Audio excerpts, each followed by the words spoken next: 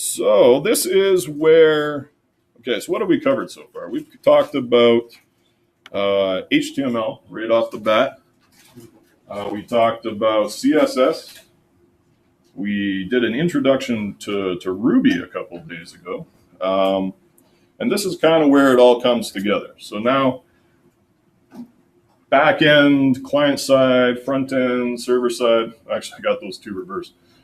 Server side is the back end, front end is the client side. This all kind of gets a little bit blurry now, but it all comes together in a way that in a way that makes our web application look good, makes it dance. Something that people actually want to come and see. So now you guys have started on these Finstagram posts, and you've constructed them in a hash. What we're going to do, or at least by the time that I finish talking here, and you guys are going to get to work on this, is you're going to take that data in the hash and start making it look more and more like a blog site or this Finstagram web application. By the end of it all, by the way, you will be able to actually upload photos. It's similar to Instagram, and that's the whole idea.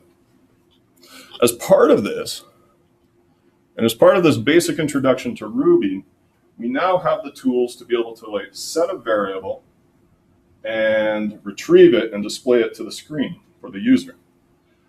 This is closely related to instance variables, but you guys are used to ordinary HTML. Now we've got HTML in which we can execute Ruby code. And this makes it dynamic, right? Without the ability to change the appearance or the content of the website, it would just be that. It would just be a simple website as opposed to a web application. Static versus dynamic, changing. We'll talk about dry, staying dry. Anyone know what dry means? Don't repeat yourself. The opposite of that I didn't make this up. Wet, write everything twice. Right? This is part of the reason why we declare methods. Without methods, we'd be copying and pasting code all over the place. We only want to write one time. Now, if you find yourself repeating yourself, you're doing something a little bit fishy. It's not to say that you always have to stay perfectly dry, although that is a good ambition to have. As part of staying dry, actually, so there's methods is one way to stay dry. Creating loops. We didn't get to talk about this last day. We talked about a little bit of control flow with the ifs and the else ifs. What a loop does is it takes a look at every single item inside of a list or an array, for example, and it performs some operation and just looks at every single one at a time. So rather than having to repeat your code 7 times for a 7-item list, you just write one little line of code and it just goes, and it does it that 7 times. That's all about staying dry. I don't know if this is true. I think HTML is pretty neat. It says it's on its own and it's boring. HTML with Ruby, exciting, I guess. ERB, embedded Ruby. And as with all things in the Ruby world, file extensions, a lot of gem names, RB simply means Ruby. The E stands for embedded.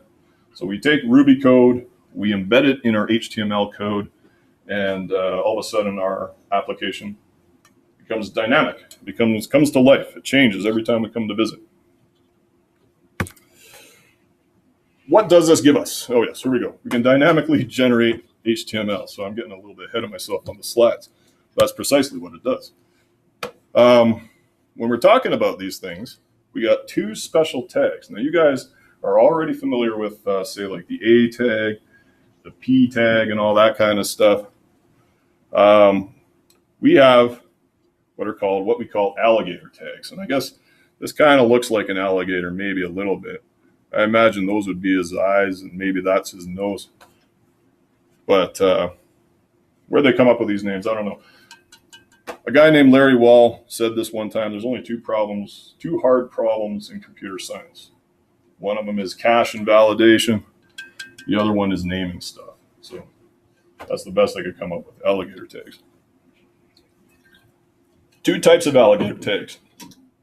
One for performing logical operations. One's for displaying stuff on the screen. The top one performs a logical operation. Now, I pose the question to you. Here's the top one for logic. Here's the bottom one for displaying or embedding values. I mean embed, they mean let's put it right inside the HTML. Can you see the difference between these two types of alligator tags?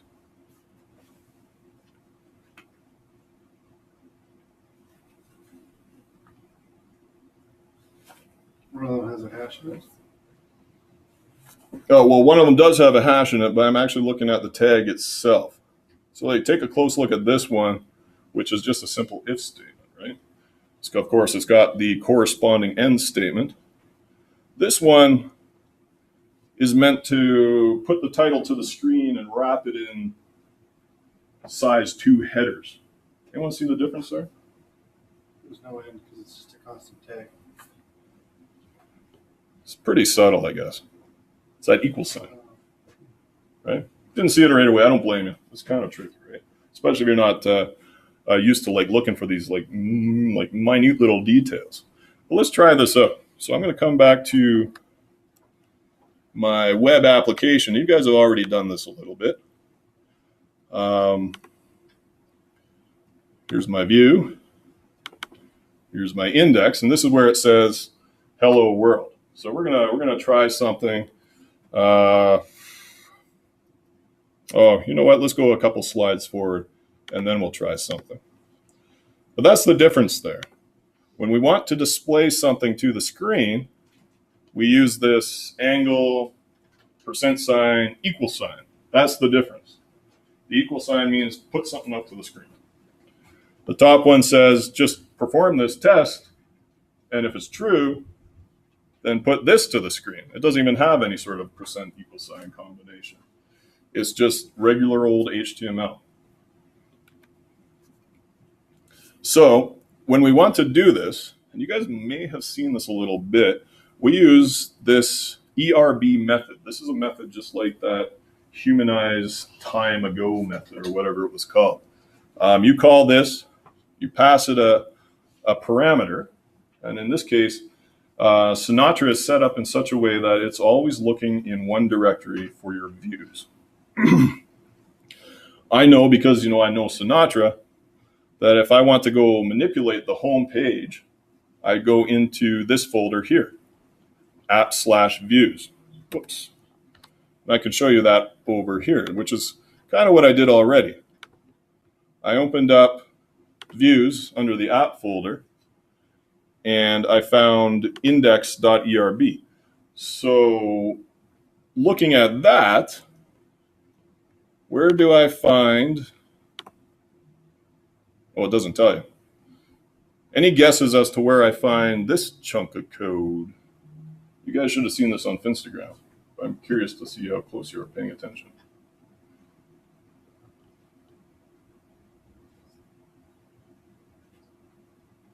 So you found my view. There's something controlling this behind the scenes.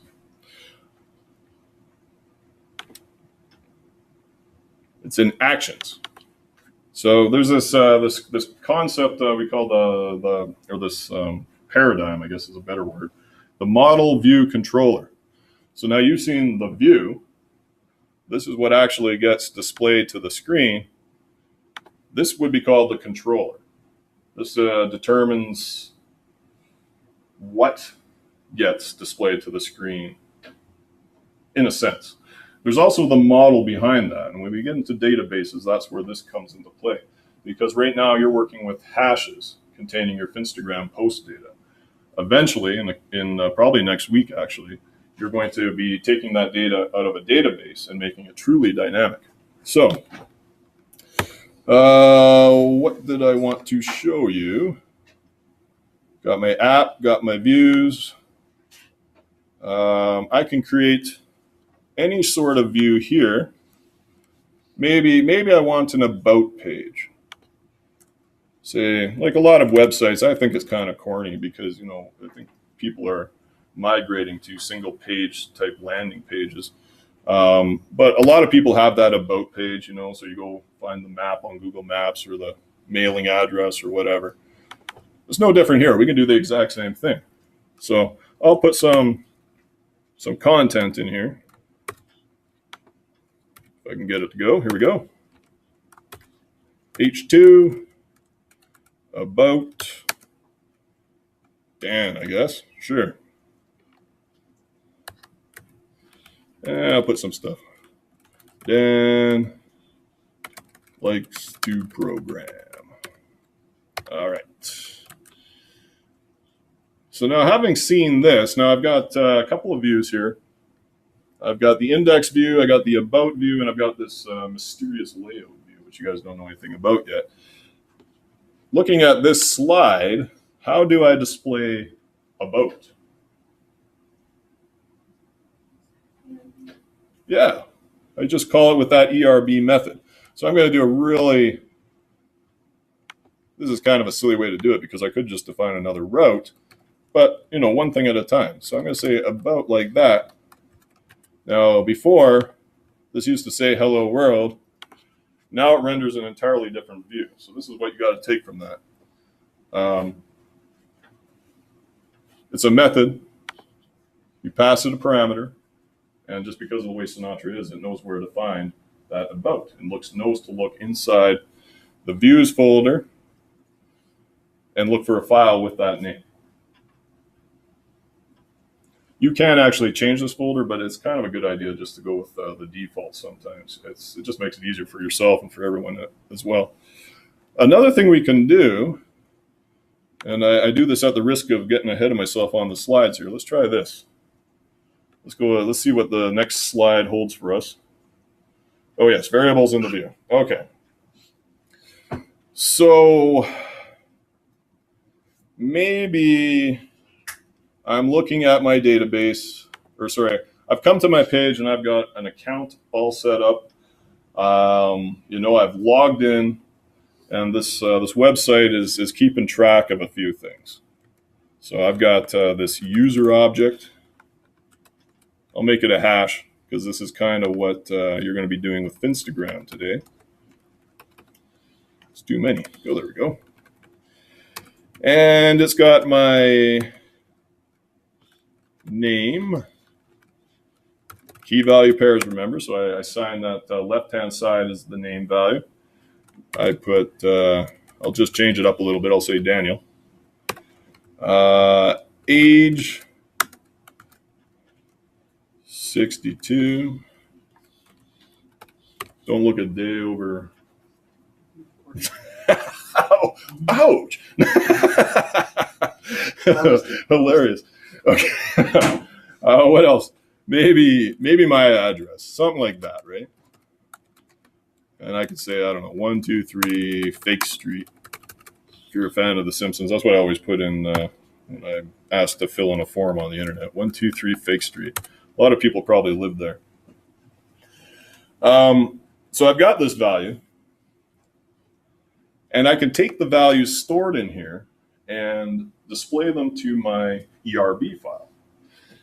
To do that, I use what's called an instance variable. Now, an instance variable is very closely related to this concept of objects, and object orientedness, and classes. Here, it means that if I put this little @ sign in front of the variable, anything with an @ sign can be referenced in this ERB file. So let me demonstrate. I can take this, and I'm going to use those. This is where you get to see the alligator tags in action. I'll say %, $, and I need to retrieve that value. So I say @ user, and then I give it the index. I'll just give it my name. Now, when you're doing this, you got to make sure, just like with HTML, you got the opening tag. You got to provide it a closing tag, otherwise you're going to get some weird sort of syntax error. At the very least, could do other weird stuff that you can't really anticipate. But I close that off with that %. I guess is that a greater than sign? I'm not entirely sure. But notice I'm not putting another equal sign. Just beware of that. Like that would cause a syntax error. The equal sign only comes right here on the front. and only when I want to put something onto the screen. All right, let's try it out. Just to make it a little bit bigger too, I'll change this to an H1 tag. Oh, you know what else I should do? I should take this value. Well, let's try this. Let's do it. Let's go real slow. Refresh. By putting that @ sign in front of that instance variable in the controller, right? I can access those values in the view. Now, there's a problem here. What if my name is something different? I don't know. What's a funny name? Oxbow. I got a funny name. It's Oxbow. I knew a dog named Oxbow once. So I just thought that was hilarious. About Oxbow. But then it's still got this down here. It still says Dan likes to program. That doesn't make any sense, right? So how do I fix that? You have to put the name in for that. Yeah. As well. Yeah, I can just do the exact same thing I did up here. There's no limit to the number of times. So I'm going to copy this and I'm going to replace it right here, just like that. So now anything inside that variable is just going to get repeated, or well, it's going to reference that that hash and draw the correct value out of there.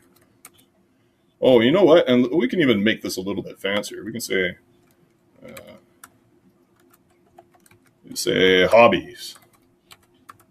And say Oxbow, he likes to I don't know, race pigeons. That's a kind of a weird hobby.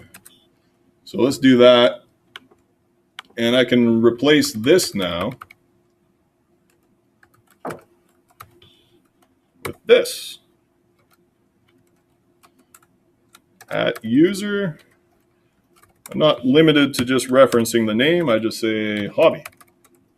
Like that. And I close it all off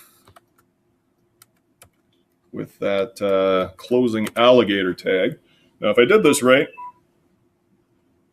I should be able to refresh this, and it's going to tell me what Oxbow likes to do. Oxbow likes to race pigeons. It's kind of weird looking with that capital R on it, though. Any guesses as to how I can make that disappear?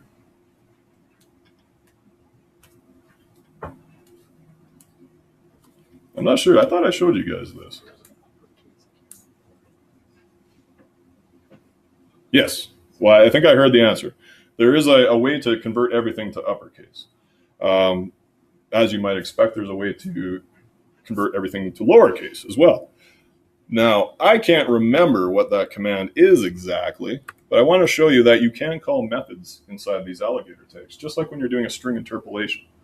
You're not limited to simply retrieving values from hashes or other variables. You can perform any Ruby code. And in this case, I'm pretty sure it's dot down case. So that dot means I'm calling a method. I'm calling a method on an object.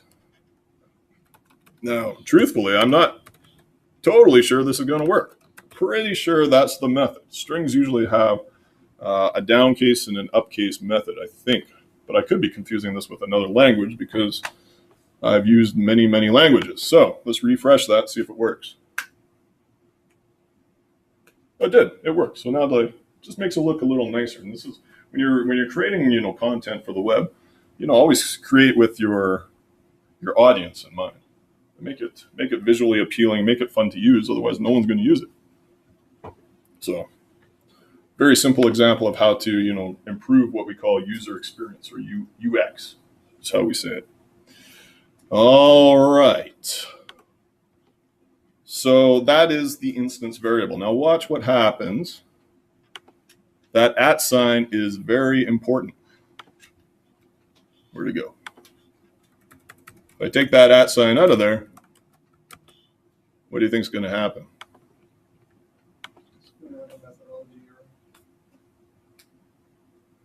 No method error. Has no idea what I'm talking about here, right? I'm trying to put this put these square brackets on a nil class. Doesn't make sense. Ruby doesn't like that. And Ruby is right to be upset. So that @ sign makes the world of difference there. Now, about ERB can reference that that hash value. It could be anything too. It could be Boolean. It could be just a regular old string.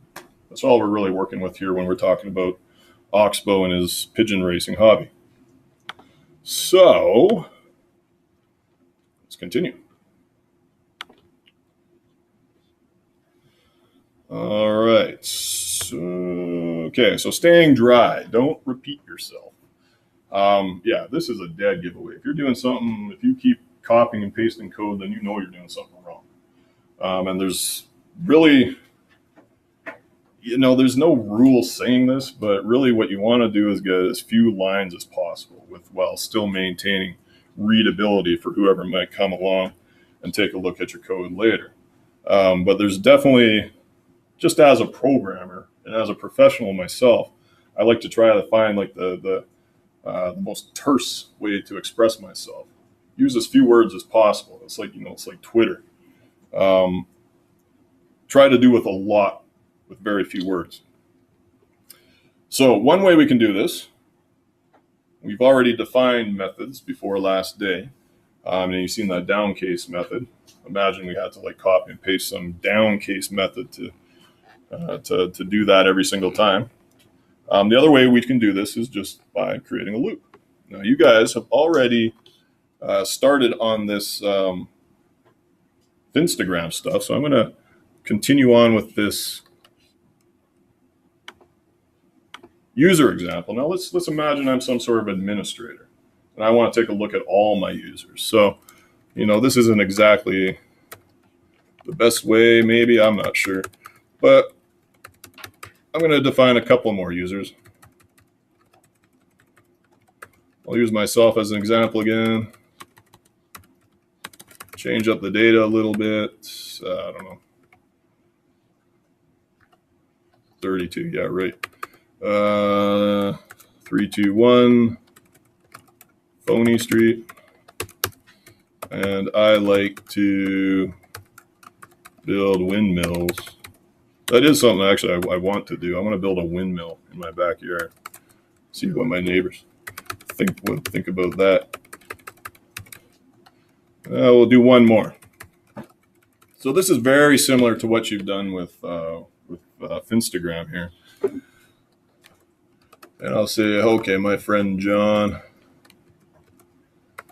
I can't remember how old John is. Yeah. 742 Evergreen Terrace. Yeah, Simpsons reference. I used to love The Simpsons, and now it's been on for too long. He likes, what does he like to do? Inflammatory political rhetoric. Did I spell inflammatory right? I think I did. And notice this is all very important, like how I construct these hashes. 2 M's. Oh, 2 M's on inflammatory. Okay, good. There we are. And notice I'm very careful to ensure that each of these key value pairs is separated by a comma. Now, if I were to run my program, it's not going to work. It's going to have that same no method error because why? Well, more to the point, it's that reference user as it was yes. versus user 1, 2, and 3. Exactly. I've got this user variable. That doesn't make any sense, right? It's there's no user instance variable defined anywhere. I think what I really want is a users variable, because I've got a whole bunch of users on my website, and I like to hear about their hobbies.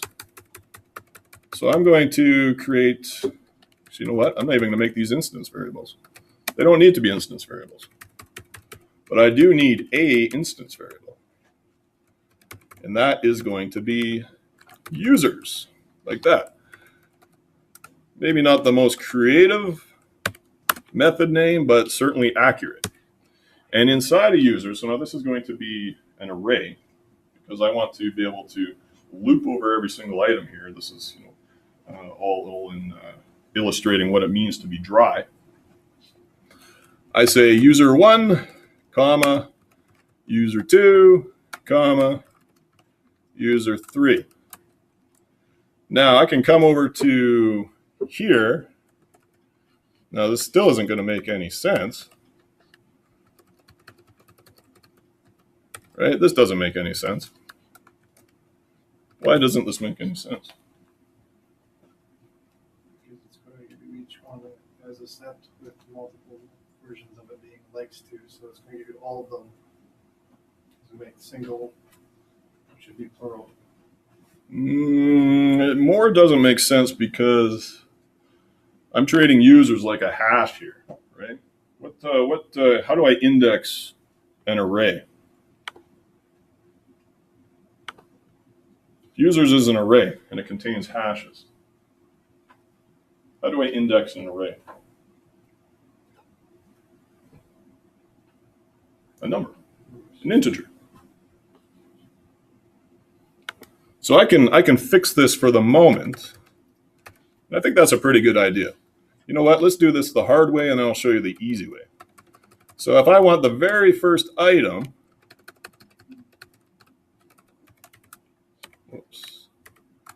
which is index 0, this is going to be Oxbow.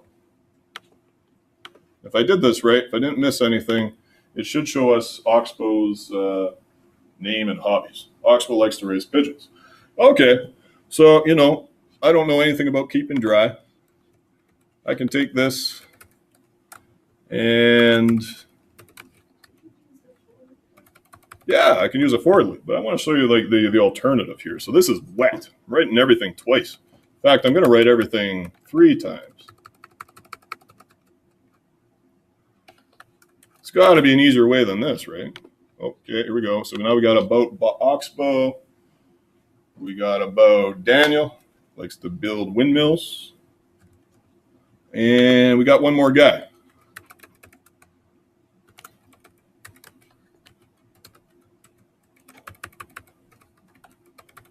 I can index each one of these guys using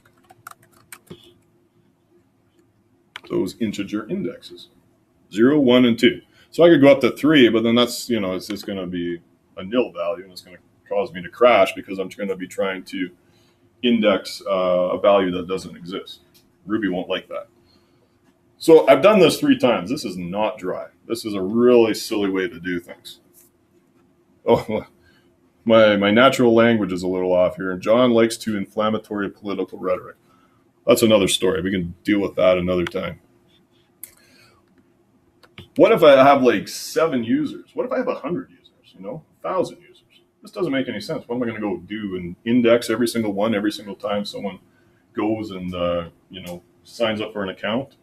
Or someone, heaven forbid, would delete an account? I'd have to go back through and do all this over and over again. I need to have a way to be able to do this no matter how long this array is. No matter how many users I have, including 0.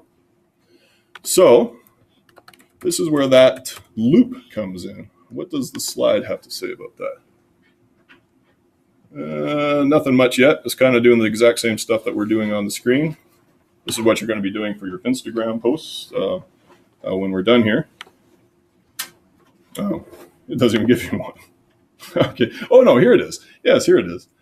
We use this each method. Now, there's all sorts of different objects upon which you can call each. The most common one, of course, is the array. And all each does is it loops over that. It looks at every single item in the array, and it performs some operation. So we have this Finstagram post. We're using users, so we're going to do it a little bit different. Exact same concept, though. So I take this out.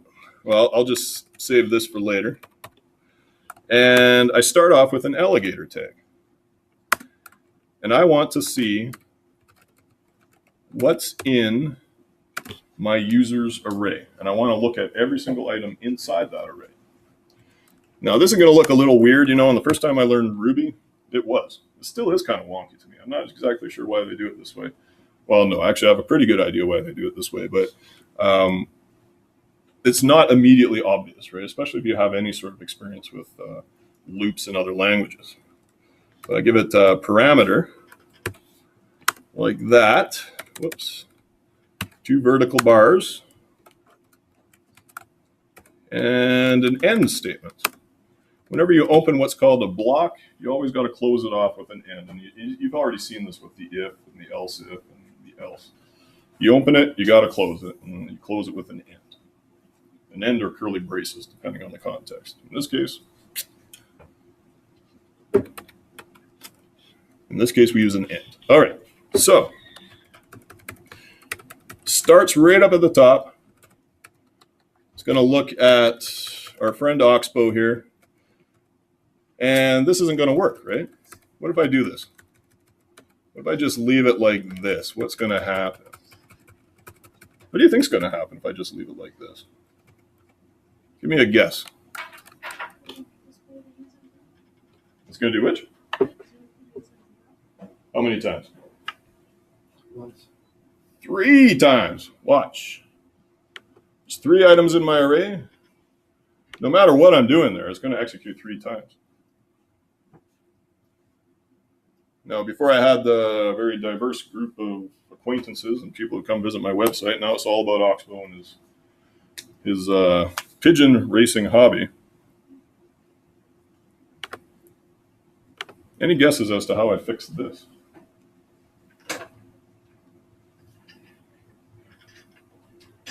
This doesn't make any sense. Every time I look over, let's simplify the question. Every time I pass over this loop, this user is being assigned somewhere to a variable, to a parameter.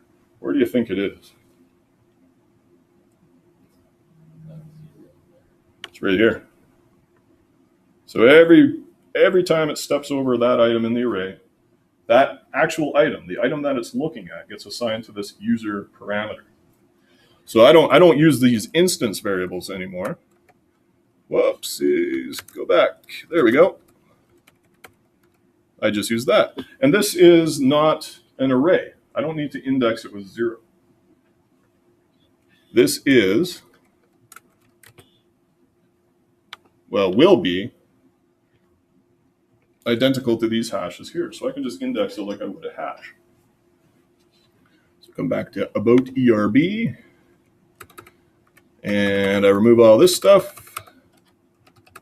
I gotta be careful. Careful to get it all anyway. So now, what used to be like, what was it? 6 lines of code are now reduced to 4. So I guess that's not that big of an improvement, but we still have like lots of different things that we could reference in our hash. I press refresh. And now it iterates over every single item in the array. Suppose someone comes along, is sick of my website, sick of me making fun of pigeon racing, so Oxbow, he drops out. No more Oxbow, he's gone. I only have 2 users.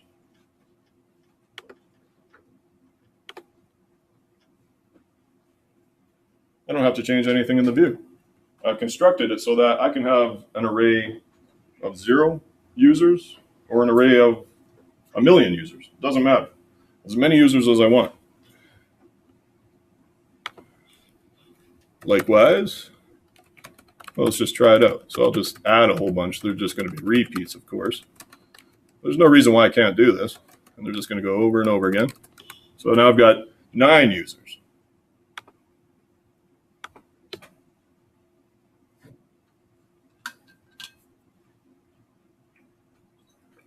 Over and over and over again. Doesn't matter. Okay, any questions about that? I know this stuff is tricky. Okay, I think that's probably our last slide. Oh, layouts. Okay. Yeah, this is actually kind of neat. So I've already made two different views. If you remember, right when we started off, I had this index view, which simply said "Hello World." I kind of changed this around. I made this like hypothetical about page and all this kind of stuff. This looks like HTML, right? This looks like just an ordinary web page. Where's the HTML tag and the header tag, the title tag, and all that kind of stuff, right?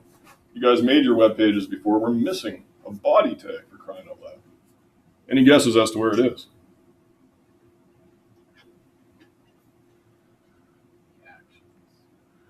Nope. It's in this one right here.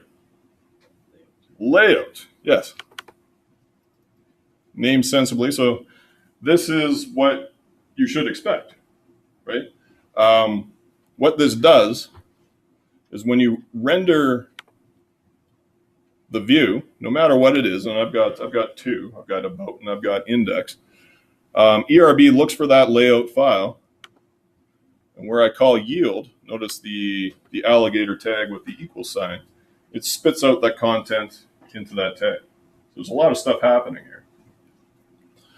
So here's my C9 Ruby Sinatra setup. I can change this. Hobbies, I don't know. Press refresh. That all changes. Same stuff. If I change all this, whoops, right here. Right now I'm rendering that about view, but there's no reason why I can't just, do all that work for nothing and just render the index view. It's going to take that exact same stuff and notice where, I set the title of the screen. Press refresh, and where it's calling yield, now it says hello world. Where it's calling yield in the layout, it's replacing with all that content defined in these individual views. This one doesn't have a lot of stuff in it. When you look at it, actually, about doesn't really have a lot of stuff in it either. It's only got 4 lines of code. But what's happening here is that in your actions, you're doing all this setup work. You're defining variables. You're doing things that are going to impact the way your page looks. When it finally comes down to it, we call ERB. ERB, just because this is the way it's set up, looks for that layout, and it looks for index.erb or about.erb, whatever we're looking for here, and it sticks it all right there, right in the middle. And we've got a full web page when before it was kind of fractured. There's nothing there. Right? I mean, I stand up here and I talk about it, and it seems like obvious and all this kind of stuff, right? It is time for you guys to put this into action. So I think that's our last. Yield refer to? Like, where is it? Yield is a Ruby method that executes a block of code. It's the same way. Somewhere behind the scenes here, when I call each, there's a Ruby method called each defined, and anyone can come along and use it. Inside the actual method definition, there's a yield. And that yield is executing the code that I passed to it. Right? So this is a Ruby thing. It's not unique to Ruby, certainly. But it says, I've passed you this code. Anytime you see yield, execute it. Works the same thing. It works with Ruby methods the same way it does with these views. Just a method. I say just a method. It's actually a very important method, but yes, it's there for you to use. Does that answer your question? Kind of? No? Sort of. I just don't understand how it's pointing it to the right file. It's pointing it to the right file because that's what this method does, right? This method takes a block. And just because this is the way it's configured, like this doesn't have to be named layout.erb. It could be named anything, but you have to reconfigure those settings. So ERB knows of the existence of this general layout file. Set it to whatever you want. You pass it this method, or sorry, you pass it this code. This represents this code here. It executes this layout. It takes the code that you passed it, just like a parameter, just like if you're doing the humanized time and you're passing it the number of seconds or the number of minutes. And as soon as it sees this, whatever is passed, it executes. It's not a simple concept, really. Well, I mean, it is and it isn't. I don't know.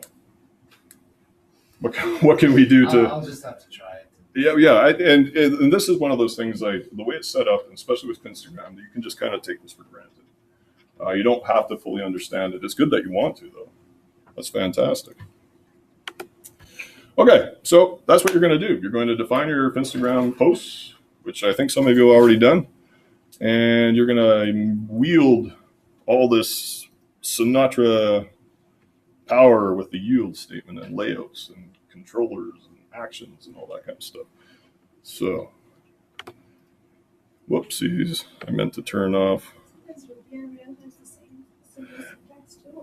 Yeah. I mean, this is just Ruby code, right? So Ruby on Rails does the exact same sort of layout template, and then you call a similar method. I think in Rails, offhand, I think it's just called render. It's not the same. It's not called ERB. It's called render.